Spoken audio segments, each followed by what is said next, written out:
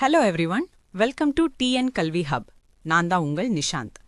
இன்னைக்கு நம்ம வீடியோல 2026 டு 2027 அகாடமிக் இயர்க்கு from the 11th standard basic civil engineering book Tamil மீடியம்ல எப்படி டவுன்லோட் பண்றதுன்ட்டு பார்க்க போறோம்.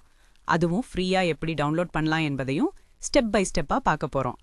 அதுக்கு முன்னாடி இன்னும் நம்ம சேனலை சப்ஸ்கிரைப் பண்ணலை என்றால் சப்ஸ்கிரைப் பண்ணிக்கோங்க.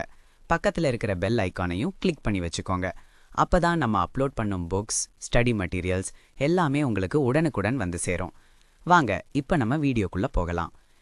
இப்போ பார்க்க போறது 2026 டு 2027 அகாடமிக் இயர்க்கு சேர்ந்த 11th standard basic civil engineering book Tamil medium. இந்த புக்கை நீங்கள் பிடிஎஃப் ஃபார்மேட்டில் டவுன்லோட் பண்ணிக்கலாம்.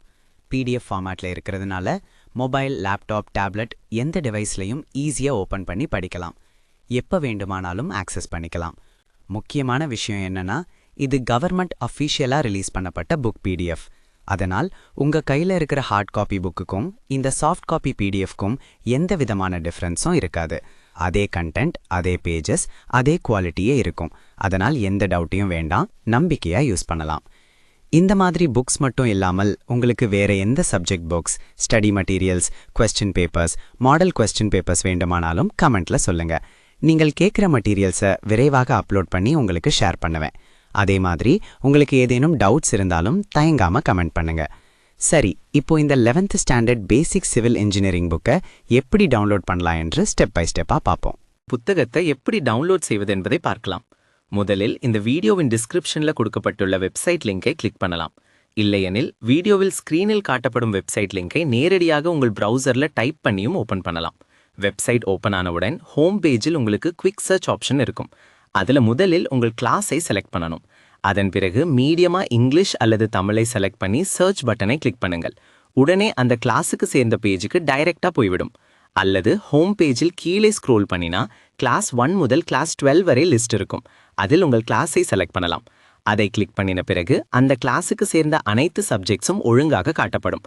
ஒரு சில கிளாஸஸ்க்கு டேர்ம் 1, டேர்ம் 2, டேர்ம் 3 புக்ஸாகவும் அல்லது ஃபுல் இயர் புக்காகவும் இருக்கும்.